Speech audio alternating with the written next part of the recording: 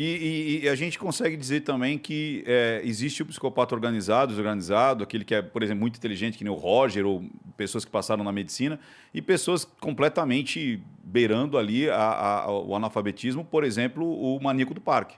Você Sim. vê um cara completamente... não consegue nem falar, não consegue se expressar, mas tinha uma Chico inteligência... Picadinho, né? E tinha uma inteligência relacional Chico muito forte. Picadinho? Chico Picadinho. Caralho, não quero nem saber a história desse cara. Não, ele literalmente esquartejava as mulheres.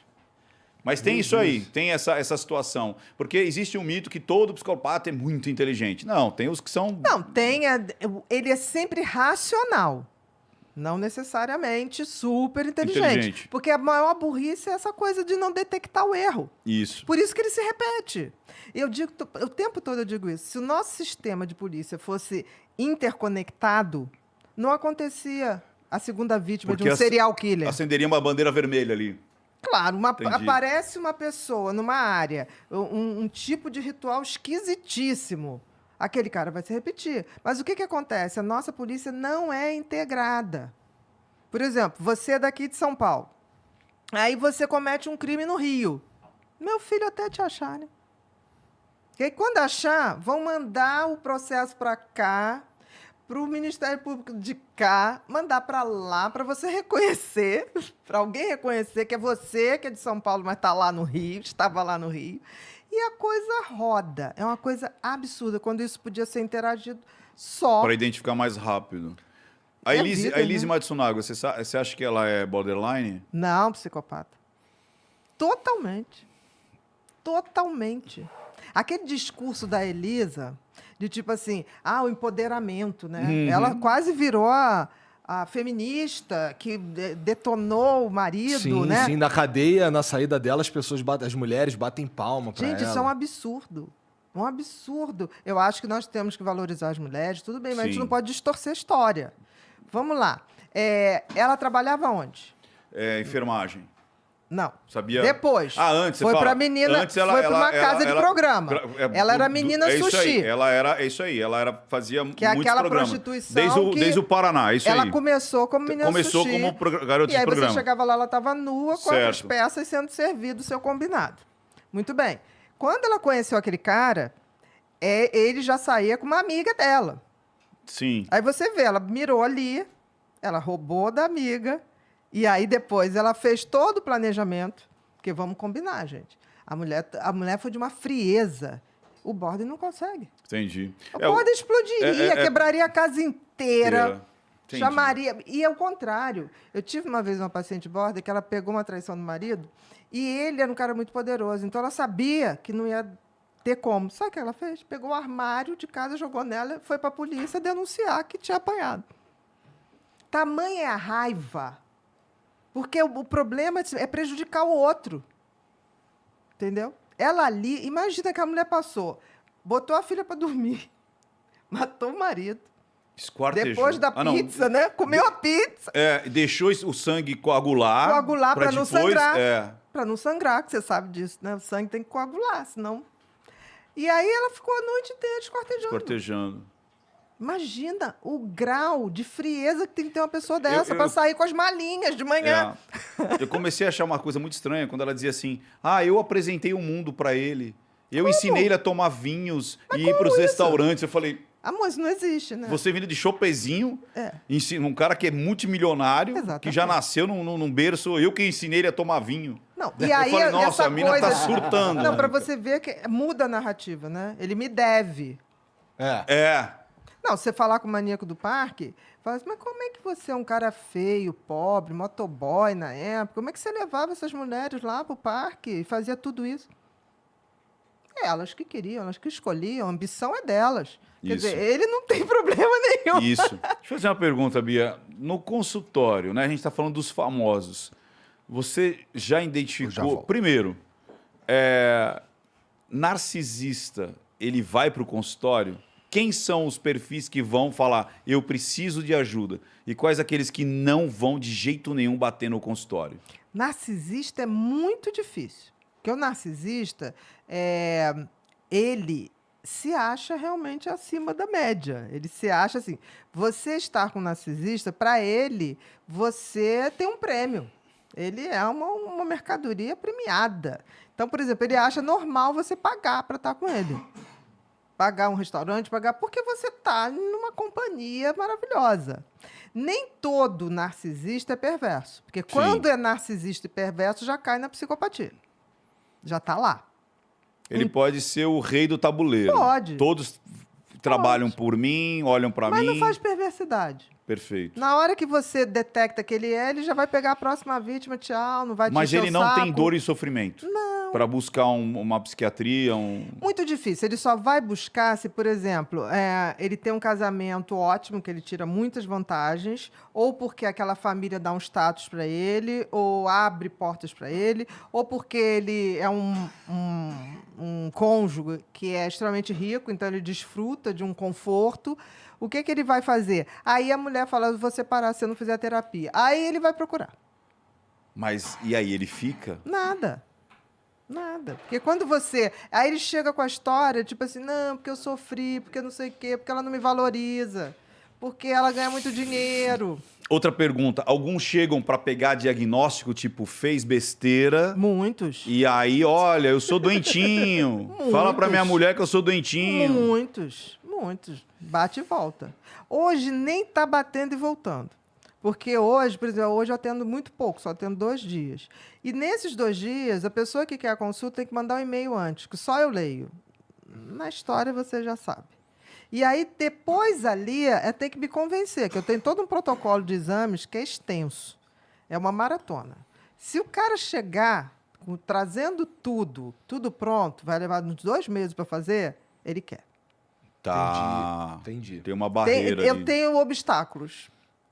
Tem que ser uma corrida com obstáculos, entendeu? E qual que é a maior incidência que aparece lá pra você? Com certeza, hoje, depressão. Depressão, né? Esse busca, né? Esse busca. Porque E tem não é nem sofrimento. ele que busca. A família vem. Porque chega um Leva. ponto, quanto mais grave, ele já nem busca. Tá. Ele já está querendo sartar fora. Quer se matar. Quer se matar. O índice de suicídio hoje, depois da pandemia, é uma epidemia. A gente tem uma epidemia De silenciosa, uma pandemia silenciosa de suicídio. Antes da pandemia, do Covid, a gente, em 2016, 2017, isso é pela Organização Mundial de Saúde, a gente já tinha um suicídio a cada 40 segundos. Não estou falando 40 minutos. 40 segundos ao redor do mundo. Gente, é muita coisa. É muita Porra, é coisa. coisa pra cacete. Tá? E desses que cometiam suicídio, para cada pessoa que cometia suicídio, 20 tentaram e não conseguiram. Então, assim, é muito. Depois que a gente teve a pandemia, isso aumentou muito. Faz sentido, né? Uma pessoa que comete suicídio, ela é necessariamente uma pessoa depressiva, não é? Eu não consigo pensar em nenhuma outra razão. Existe 90% dos casos de suicídio, 95% é evitável, porque é fruto de uma doença mental. Disparadamente, na frente, vem a bipolaridade. Bipolaridade. Porque a bipolaridade, ela vem com uma energia que o cara, quando está na euforia, ele é brilhante. Mas quando ele cai, é a depressão mais funda que tem. Ele é dos opostos. Ou ele está muito, muito, muito feliz, que é a euforia, que é uma alegria injustificável, ou ele está no fundo, no fundo, no fundo. Existem escalas na bipolaridade? Existe. Tipo, o cara, ele não fica muito feliz, mas também não fica muito para baixo. Existe. Mas tem o cara que fica muito para lá e muito para cá. Existe, por isso tem o tipo 1, tipo 2. Tem a distimia, que é como se fosse uma depressão leve e crônica. Tem a própria bipolaridade, é que você tem a euforia, tá? E essa é mais difícil, e depois a depressão. E tem uma bipolaridade, tipo 2, que você não chega a ter euforia, você tem uma hipomania. Não chega a ter uma coisa assim extravagante, tá? Porque, por exemplo, o cara que está em euforia mesmo, ele não tem sono. Ele fica hipersexualizado, ele trabalha compulsivamente, tem ideias compulsivamente, ele não tem necessidade. Chega uma hora que você interna, não é por nada, você interna porque senão ele vai entrar em colapso. ele vai morrer de arritmia, porque ele não dorme, ele não para de falar, ele não para de transar. É como tudo ficasse muito, muito over. Entendi. E quando ele vai para a depressão, essa depressão é um buraco, é como se ele saísse do 20º andar para o -20. Entendi. Por isso que ele é mais fácil de suicidar, o bipolar. Porque como ele sabe Essa o máximo... oscilação é rápida? Essa oscilação, não é rápida. Não é uma instabilidade. O borderline é mais instável. Tá. O bipolar, não. O bipolar, você vê nitidamente, quando ele está na euforia, aquilo que eu falei, ele não dorme, ele tem uma hipersexualidade, ele não se cansa. Tanto que, às vezes, você chega, parou, vamos botar para dormir, porque senão ele morre de arritmia cardíaca. Não come, nada. Muitos gastam demais, né? Tem autoconsumo. Consome. Aí quando tá em mania, tipo, eu namoro com a filha do Bill Gates. Nossa. As coisas muito loucas, né? É uma coisa que você fala assim, o discurso você vê que não é possível. Porque é uma coisa de grandeza, sabe? É uma coisa... Tudo exagerado, tudo né? exagerado. Tudo muito exagerado. E quando ele desce demais. Aí o que acontece? Como essa descida... O cara já teve no 20º andar, ele vai para o -20, ele chega lá embaixo e fala assim, nunca mais vai voltar. É a hora que ele se suicida. Porque o bipolar, ele nunca quer tratamento na fase de euforia. Porque para ele está ótimo, ele é o Superman, é a Mulher Maravilha. Agora, quando ele deprime, talvez seja a coisa mais difícil. Essa oscilação, ela tem causas, eu imagino. Ela não é do nada, ou é? Pode ser do nada. Puta, isso Aqui é perigoso. tem causa, é o borderline. Porque o borderline ele é tão sensível ao que está em volta, que, por exemplo, se o namorado falar assim, olha, hoje eu não vou poder, que eu estou aqui no trabalho, ela já fica, não, mas ele vai encontrar com outra mulher. Não, isso aí está mentindo, eu vou seguir, eu vou não sei o quê. Por quê? Porque ela depende daquela pessoa para viver. Ele tem um estímulo externo, então, Ele tem. Essa variação, por isso que a gente fala aqui no borderline, você tem uma instabilidade de humor. Na bipolaridade, você tem uma troca mesmo. Isso leva um tempo, não é assim de uma hora para outra. Eu li certa vez que parece que posso estar falando uma besteira, que o organismo, ele é uma defesa, inclusive, do organismo, né? O quê? Porque o cara, como você falou, o cara tá tão acelerado, mas tão acelerado, que o organismo fala assim, cara, eu preciso desligar, e aí desliga, e aí é uma depressão a consequência é a depressão profunda. Eu não sei se é defesa, por exemplo, mas é uma coisa que não dá para continuar naquele ritmo. E aí precisa desligar, e aí quando desliga, vai para a depressão. São as depressões mais dramáticas e mais difícil de tratar, porque quando você dá um antidepressivo, corre o risco dele virar para euforia de novo. E é isso que eu estou falando, são todos tratáveis, mas o problema é que você convencer um bipolar a manter tratamento é horrível. Porque quando você tira ele da depressão, mas não deixa ir para a euforia, ele fala assim, não, mas assim não vale a pena. Eu era feliz, você está acabando com a minha felicidade.